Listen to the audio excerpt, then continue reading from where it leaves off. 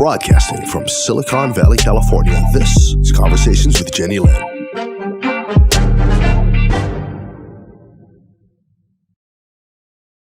Thank you for watching Conversations with Jennylyn. Today I have another fascinating guest for you. And he is fascinating for many reasons, which you'll learn as we continue with this interview. His name is Stephen LeGrow, and he is the head instructor of the Taekwondo Academy in San Jose. And he will tell us why and how he got started with Taekwondo and why it is such a passion for him. Steve, welcome to Conversations with Jennylyn. Hi, Jennylyn. Thanks for having me today. I'm so thrilled. So tell us, you're the big head hunter down at the academy. Tell us how you got started and why you have such passion for this. Well, thank you. So I basically am from the East Coast of Canada, but the original, like most of my family doesn't come from the East Coast of Canada. They came from Europe. And so the East Coast, like I was from Newfoundland, Canada, which Newfoundland is an incredibly beautiful place. Yes. But shortly, like around 3 years old, we moved to Ottawa. So like my father was from Newfoundland, my mother was from Germany. My mother was very serious and loving and all the things with a serious upbringing. And my father was the goofy kind of outgoing Canadian. And in Newfoundland, especially back in the 70s and 80s, there was they're very kind of, I guess we would call them the Irish settlers of Canada. They're very friendly, they're outgoing. There's, it's a beautiful family culture. But when I was 3, my father got a job in Ottawa, Canada, where we moved from Newfoundland to Ottawa, and the culture is very different. The personalities are very different. And so with my mom, I never learned any sarcasm because German people are, a certain way. And my father was very goofy. So I kind of had this energy and this focus that was all over the place. Right. And I never understood humor of the other people's jokes. So I grew up very self-conscious and without confidence. So that was the first part. And the second part was, my father succumbed to a lot of pressure at work, and he actually became an alcoholic, and he became very abusive at home in my childhood. So it was very tough because one, you feel like an outsider at school, and then when you come home, you're coming home to, is this going to be a bad day, or is it just going to, what kind of day are you coming home to? And so I grew up very self-conscious and very unconfident, not knowing how to fight for myself, not knowing how to stand up for myself, not knowing just those basic principles of like some dignity. And the one thing my mom's always been very good at is because she was always like pushing us to do things like baseball or piano or music. And one summer camp, our next door neighbors, they were 2 years older than us. She said, why don't you go with them? So she would my first big trip on the bus without my family was to go downtown Ottawa to this YMCA camp. And this was in like 1985. I was 7 years old.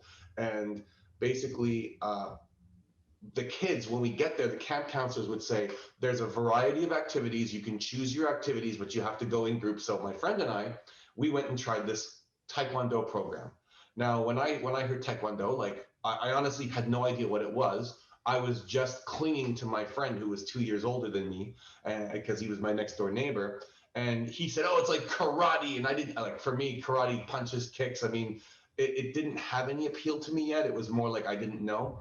But when we got into class and we were working out, it was it set off the fire. Like that was the first thing that just lit the fire inside of me. So then when we went back the next day, it was like, what would you like to do? And I said, I want to do Taekwondo again. So every day of the summer camp, I went to Taekwondo, and it was like I took that as saying like, this is mine. And I would go. Now, wow, at such a tender age? Well, because I was using my energy, and I felt like martial art instructors, they're there for the students. Right. When you coach sports, you're coaching like a team, and you have like, I know each player has a different role. So yes, there's some individual coaching, but the teamwork of scoring a goal, the teamwork of just trying to win, you know, and then when you lose, it's understanding why you lost and then trying to reform the team. Well, with martial arts, there was no losing. There was no like those kind of lessons in the beginning. It was more like, you're here because you want to be a better person. You're here because you want to be stronger. You're here. And there was only just a push in that direction without having to win. It was just about development of self. Right. And so for me, I guess something there, if I analyze my childhood, there was something there that like I wasn't learning how to communicate at home, because like my mom and my grandmother, they spoke German to each other. My mom spoke English to me with a German accent. My father didn't do a lot of things that a lot of fathers would do because of the stress that he had at his job, and then the drinking at home, and so on. So there was a lot of things I felt like there was missing, and martial art instructors were teaching these life lessons in their class. And so for me, there was some development that was happening that I wasn't getting at home. Now, when the summer camp was over, this is where it continues on, is that my mom had a friend that was originally, I guess, part German as well, that she'd met in Canada, and that was also living in Newfoundland, and now they lived in Sudbury. And every 6 months or so, they would plan a visit. So we went to Sudbury once, and they came to Ottawa once. And she was married to this wonderful Iranian guy. And he he had like, he was, you know, back in the 80s when you would put two VCRs on top of each other and record videotapes. Right. So he would put like 4 movies on one video cassette, and then he would give it to us as a gift. Oh yeah. So stumbling through, like, my father was into action movies. My mom was into all the Meg Ryan movies, the love stories. And somewhere in between, I found this video cassette that had 4 Bruce Lee movies on it. Didn't know who Bruce Lee was. I didn't know, but I found it. You know, I was like 7 years old, and I'm watching him do these jumping kicks. You know, every time Bruce Lee would get a cut, he would lick the cut, spit it out, jump and do a kick. And that jumping kick for me, because there would always be that slow motion freeze frame as he was doing it, that it was like, wow, that looks cool. And that looks like something that I would have been doing in that YMCA camp. So I was like, you know, my mom had this beautiful marble table in her living room. I would climb in on it, 7 years old, and jump off doing that kick. And so my mom was like, oh my God, what have I done? Like, he's found these videos, he's done this. Oh, we got to do something with that energy, because I wasn't exactly the most coordinated. I was clumsy. I was very, very clumsy. Were you an only child? No, I actually have a younger sister we were always in competition with each other as well. Okay. So do you feel now, looking back, that somehow when you developed the passion for this, that there was some place inside of you that this gave you a feeling of like owning something that made you feel empowered? Oh, absolutely. Like this, because what happened is, like, I think everybody who's ever like pushed into a goal Yeah. realized that achieving the goal doesn't feel as good as the journey that you take becoming what that goal is going to shape you into. And so like, there's in one of the, I did kind of a mini documentary for my school when I was building my school up, just so that people would understand a little bit about my journey without getting too personal. Was that like, when I was going into grade 5, I got into my first fight, but I'd only been like a beginner color belt. I wasn't like really advanced. And, you know, one of the student oaths that we say is, I shall never misuse Taekwondo. And me, like, I've always believed in like Superman and all these superheroes that don't use their powers for bad. So like, if I learned how to punch, I'm not going to punch somebody. And so like, all those lessons of morale, I would, you know, carry with me. And I got into a fight, and I lost the fight because I wouldn't really hit or fight back. It was more like trying to just keep distance from the other person. And I knew right there was something in me that said, I need to take my training up to another level. I want my black belt. Then I started working towards that, and that was shaping part of my life. And then while that was going on, there were these local competitions. They weren't really big or serious, but it was a chance for me to fight in the right way. And so I wanted to compete. And then as I learned that there were tournaments that were bigger than this, because I mean, as a kid, when you walk into a school gym and there's 200 kids, that's like a world championship, but it's not, you know, it's only a little local event. And so I said, wow, there's stuff bigger than this. Because I won my first tournament and I had no idea how. It was like, I was like that, I don't know, in the Get Smart or those comedies where he has no idea what he's doing, or he thinks he knows what he's doing. He goes in, he just somehow luckily wins the day. I won my first tournament not knowing what I was doing. And I said, wow, I can do more than this. So I wanted to become a world champion. That was like, it became like a passion. So I wanted to work towards being a world champion. And then as I like got towards my black belt around 12, 13 years old, I said to myself, I really want to start teaching. Now, it didn't just because I got my black belt. I was wearing my black belt in the first class, and my instructor was just running at the time a community center program. And he was like, oh, these two people need to learn a pattern, like need to learn a form.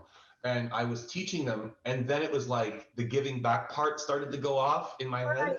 Yes. And as I was watching them get the movements, it was like, wow, they're not just wasting time, or they're not just here because their parents are forcing them. These kids are actually getting it. They're younger than me and they really like it. And so mentoring someone, it felt amazing. So at that point, I was like 12, 13 years old, and I said, one day I want to have my own school. And so those are kind of how I set my life goals and my life visions from like that age. Let's back up. Did you become the world champion? Never. You never tried? Did you try? I've been to 10 world championships, 8 as a competitor, 2 as a coach. I have 6 medals, but none of them are gold. I got close. So tell me how you ended up in California. That's thank you for that question. So the love of my life brought me here. So basically, so I'm from the East Coast of Canada, and through my Taekwondo journey, I've had like the honor and like an amazing opportunity to train with some of the best instructors from around the world, not just North America. And one of the best instructors that I've ever had the experience of training with, he's from Queens, New York. And he came up to Canada, and I met him and I really liked him. And he came then one time to Ottawa to do a seminar for my students. And it was some of the best sparring and fighting drills that I've ever seen in my life. Just while a lot of people have great technique and great coaching on punching, kicking and stuff, he basically had footwork that was beyond anything I'd ever experienced before. So it was like a skill set that I not only wanted for myself, I actually wanted to teach it to my students and my generation of upcoming leaders. And so when he hosted a tournament, I went down to New York, and that's where I met my wife. She's from New York. Oh, wow. That's a beautiful story. But she's from New York. You're from Canada, but you're in California. So, you know, when like a lot of people say long distance relationship doesn't work. So luckily, I mean, we have the technology now. I mean, Zoom, we didn't use Zoom back then, but we used Skype. We used Viber. There's WhatsApp. There's, you know, Facebook Messenger, video calling. Like there's so many ways to keep in touch. And, you know, like when you cross the border from Canada into the US, obviously the dollar is not as good, but the gas mile, like the gas costs and everything is cheaper. And so we used to make it a point to at least once a month spend a whole week together. Some months we got really lucky and we spent 2 different weeks together, where she would come up and then I would go down, kind of a thing. We would just share it. Now, after about 2 years, we hit that 2-year stress point where it was like, okay, what's going on now? Is this a honeymoon phase? When's the honeymoon phase over? And it was like, so when are you moving to Canada? When are you moving to New York? When are you moving to Canada? When are you moving to New York? Then we started doing that whole Canada versus US comparing thing. Oh, we got good healthcare. New York has the best, public transportation, public transit. Oh, but you know, Ottawa's got cheaper rent and I got my school here. Well, I've got a great job and a great apartment and my rent is not that high. And so we would go back and forth, and then I'd say, well, this conversation's not going anywhere. And we have friends in California that we've known through Taekwondo. Like Taekwondo being a part of a big organization, you meet people everywhere. So Right. we had the opportunity to, I took a job when I first came out here. I didn't open my academy, but taking a job as an entrepreneur in somebody else's company where the culture doesn't match what you've been brought up to be, the relationship was a little bit kind of doomed from the beginning because they ran a very strict business with a different style culture than what I would bring to the table. And originally, when I got here, the goal was for me to bring a competition team up, bring up the level of their taekwondo level, their physical level, their mental level. But the problem is the school was already like it's already running in its ways. So for me Right. to come, I'd have to change a lot of things up. So it was a stressful time because one person comes in and tries and changing everything, and some students are going to love it, some students are going to hate it. The other business owner who is like we're around the same level. It was kind of challenging him too, so it wasn't a really good fit. So in the end, it was better that like, you know what, I'll move just out of your zone, and I'm going to go start my own location down this way. And that's where my wife and I, in 2016, we started Warrior Code. Just thought I'd brand and wear the T-shirt. Oh, great. And so that's how you got your company started in San Jose. Now, Yes. um, I must ask you this. How have you used your experience, your accumulated contacts and everything to make a change in the world now? And how are you doing that? Because the person who suggested that I interview you told me that you are doing great things to help young people using your expertise. So tell us how you're doing that. So that's thank you for that question. A lot of people ask, what's the difference between your school and anybody else's school? And one of the things that I really believe in is that you can't make a difference in someone's life if you're not physically active in their life. And so for us, we run a school, we do collect a membership, everybody comes and trains, but I wanted to take everything one step more than that without charging more than that. So like, Ooh, I'm happy to hear that. Thank and you.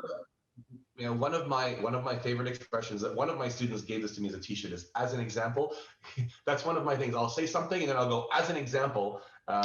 So as an example, if a student is having problems at school or if they don't want to come to class, a lot of parents trust me that when their kids say, I don't want to go to class anymore, what happens is instead of just saying we're going to cancel our membership, a lot of the parents come to me and I get to sit with the kid, sit with the parent in my office, and we just get to have a friendly conversation where it's like, where is it coming from? Because last month you were here and this is what we've been working on.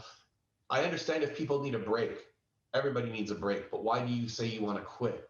And then we'll work on things like how much iPad time are you getting? What is iPad doing for you? How can we make your homework more efficient? How can we make your things around your life more? So I've channeled kind of a life coaching aspect into my program where it's not something that everybody has to do, but anytime a kid is bullied at school, anytime a kid's grades are slipping, anytime a kid is rude or talks back to their family, I will take time and meet with the family together. Like I'll have them come into the school, the kid, the parent will sit together. And sometimes, you know, sometimes it's not the kid's fault. Sometimes the parent doesn't understand the impact they're having on their child. And because my 14 years running a school in Canada and this time that I'm running a school here, I've like kind of like being the scientist who sees how parents are talking to their kids, how kids are listening or not listening to their parents, and seeing how things work.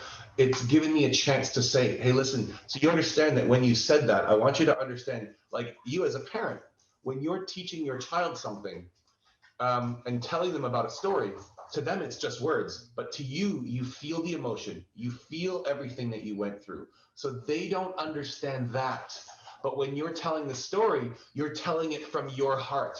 So when it's like the same thing, if I gave you a gift, if I just bought you a gift certificate and gave it to you and you gave it to somebody else, I probably wouldn't care. But if I gave you something that I handmade, that I made from the heart, and I gave it to you and you regifted it, all of a sudden there's a negative feeling because that came from my heart. But you may not understand how much of that came from me.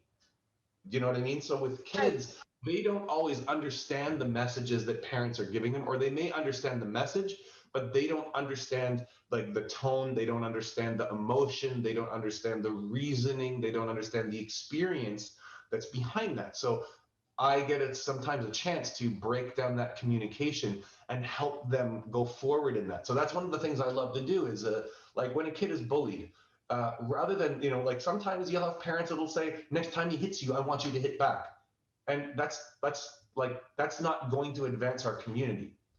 But understanding why the kid hit, understand what brought you to that kid that made that kid hit. Like there's a lot of little steps in between that I sometimes find that we in society don't take enough time to actually work on. Because like one thing I'm all about is I don't talk politics. I don't talk religion. I think that if people love that, that's for them to take care of. But for me, I believe in strengthening the community of that I live in. And that means parents, kids, friends, siblings, finding a way that we can all learn how to talk to each other, learn how to respect each other, and try to find some way to become the best versions of ourselves. If I wake up in the morning and I didn't have enough sleep, and I didn't exercise this week, and I'm not eating healthy, where's my frame of mind? Versus, I want to help people exercise. I want to help people learn to talk to each other, build up their resilience, like to, okay, I'm having a bad day, but because I'm living a better life, I'm able to actually speak to you. I'm actually able to communicate with you, kind of a thing. And how large is your school now? How many members do you have currently? And how old is it? So we celebrated 5 years in January. And I must say the growth of it is really slow because also I can be stubborn at times, and I needed a coach but didn't want to get a coach when we first opened. And so for the first 2 years, I mean, we were like, slow and steady. Like we finished year one with only like 30 members. Year two, we finished with like 55 members. Year three, we were at 120. So the difference was between year two and year three, I got a coach, someone who's going to help structure me again. Sometimes we forget having a coach. I've been a coach to so many people, but if I don't have a coach, I can't be the best version of myself. So I practice what I preach again after a couple of years. This is really great because I feel that someone who is offering so much to people, I was going to ask you why why the numbers were so low. Do you feel like you're doing enough marketing and are enough people aware of what you're offering? So yeah, one of the reasons why I also jumped from 55 to 120 was also because of a marketing system.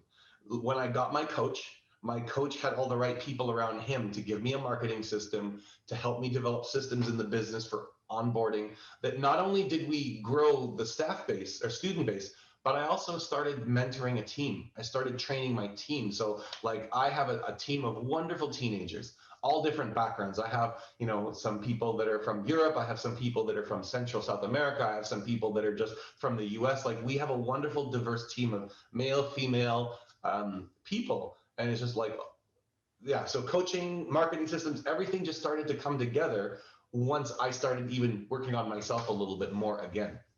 So one of the things I am aware of, there are quite a few schools where they teach Taekwondo. How is your school holding the competitive edge in this arena? Because you sound like the kind of person that would have figured that out. And I think that it's important when you're offering something. I don't know what other schools offer, so I can't make a comparison. But if it were my school, I would make sure that I was informed and I knew what the competition was doing so that I could hold a competitive edge, because the program you're offering, it sounds amazing, and I'll tell you why. As you were describing it to me, I was thinking of my kids. I have two daughters, they're grown up now, but when they were little, they didn't take me very seriously. So someone like you would have had a huge impact on them. And the reason they didn't take me seriously is when I got stressed out, I threatened, but I never carried out any of the threats. And pretty soon they were laughing. Oh, Mom, you always say that, but you don't do it. And so someone like you is so instrumental because the kids will listen to you because you're not their parent. And so, based on what I've been hearing you say, you have so much to offer young people, not only in terms of your program, but just helping with structure. And so I'm wondering, if there's enough word out there and if you are keeping holding your establishment on the competitive edge enough. Do you think you are? Okay, yeah. So I'm glad the way you clarified that was wonderful, because I was thinking competitive edge going into competitions, and then as you were talking about my services and so actually you're correct. I probably am not marketing what I do enough. And you are correct on that. I don't actually do any videos or any kind of articles that I will do life coaching at no extra cost. It's just part of the program. So part of that is, I guess, I'm not really pushing my name out there that way. I guess one of the things is, I need to do that more. I guess I've just always been brought up to be humble, where it's like, if you have something, it's like you can share it, but it's not up to you to push it out there on people. And I don't know. You caught me on that. I like what I hear you're doing, and I think there's such a need for this now, especially with COVID. I have a girlfriend who is a director in the education system, and she and I were talking not so long ago, and she told me, Jenny, it's not good. We've already had 3 suicides in our school this year, and it made me so sad. And I thought, what can I can use my show to help if I can with someone, but I I feel like people like you can really offer a lot of help. And if you could make it affordable, because a lot of times the families who really need this are the families that can't afford it. So can I put you on tape saying you'll make it affordable to them? I'll do anything I can. I'm always willing to help. That is so awesome. This is great. Now, where in San Jose are you? So we're by highway, if you look Highway 85, between Highway 17 and Highway 87, there's a Costco, Almaden Expressway, which is kind of, it's not exactly in between, but between Almaden and Camden. So that's kind of like the middle. And if you, we are literally a block past Costco on Blossom Hill Road. So if you exited at Almaden Expressway and started heading back towards Camden on Blossom Hill Road, you would arrive where we are. We're basically in a plaza that has a burger pit. There's a Fitness 19, a Subway, a dentist office. But the thing is, you don't actually need to be close to driving distance to be a part of us, because we started through COVID. I understand a lot of people needed this. A lot of people got locked out of their activities because a lot of activities were shut down. So we started an online membership, and our online membership is a lot less expensive than being in person at any school. And the cool part about our online membership is, even still, once a month, we do a training in person, outdoors. We used to select a park, but as the parks get busier and busier, and I'm trying to do my best to be responsible and keep people safe, we moved the training to an isolated part of the parking lot of our facility, and we block it off. Parents only stay in one area, and I basically put a bunch of cones down. I keep everybody approximately 8 feet apart. Everybody wears a mask, and we give them once a month a workout in person. And actually what I've started doing is, we've started approaching some of the local businesses and asking them, hey, listen, we want to give you some free advertising. We throw some coupons in.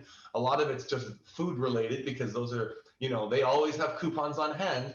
And so we've been giving business to the local businesses, not the chains, but like the Burger Pit's a small family owned local business. Around the corner, there's a really nice bakery called C'est Si Bon, which means it's so good. And they make delicious things right around the corner. And we've been highlighting these local businesses as we get closer to our monthly training. And we basically give you a great workout. We spend some time with you, and then we kind of, let you go and enjoy some good food. So we're out of time, but before we go, I'd like you to leave your contact information so that anybody watching this show knows how to find you. So could you leave your name, your email address, your phone number, and then hopefully we can bring some kids to you so you can help them. Thank you. We would love to help as many people as possible. So my name is Stephen LeGrow. I'm the head instructor of Warrior Code Taekwondo Academy.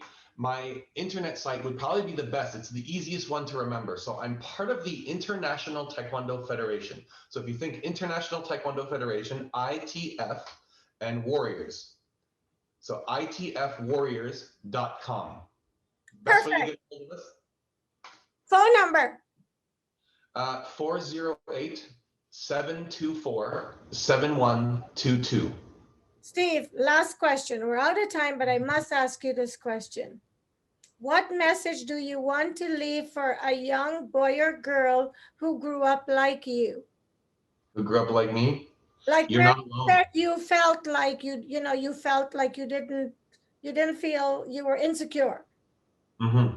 So one of the big things is I felt alone, and I felt that I had no one to turn to until I started martial arts. So just remember that you are not alone, and around you is an entire community. And if you just ask, you'll get help. Thank you so much. I've really, really enjoyed this. I'm very grateful to you for what you're doing to help young people.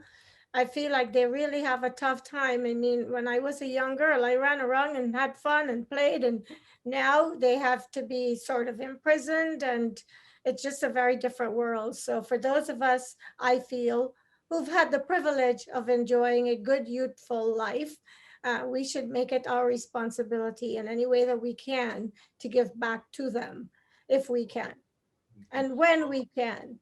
Yes, absolutely. I 100% agree. Jenny, I wanted to say thank you for this opportunity. Like when I first heard about your show, I kind of creeped it on YouTube and I started looking through some of the videos, and the work that you're doing for me is so impressive that for me, it was an honor to be here to hopefully contribute. When I see some of the guests you've had and some of the work you're doing, I'm wondering like, why me? Like, because sometimes we look at ourselves in the mirror and we go, wow, like this is an incredible lady doing some incredible things. So, thank you for the opportunity to be here today. You're giving me chills because I am not an incredible lady. I'm just an average woman who wants to be the change I want to see in the world. And this is my gift. And so I want to use it to highlight people like you. We are all important, and you don't realize how important you are, because every little boy and girl that walks out of your academy a better person because of what you've taught them, for me, is the kind of legacy I want to leave behind. And I'm sure it's what you are going to leave. And so I thank you, and I will support your academy in any way that I can. Thank you so much. And thank you for watching Conversations with Jennylyn. You've heard Stephen. If you know a young person that can benefit from what he's offering, just give them his contact information. If we all help each other, we're going to live in a much healthier world. And I will see you next time. Thank you.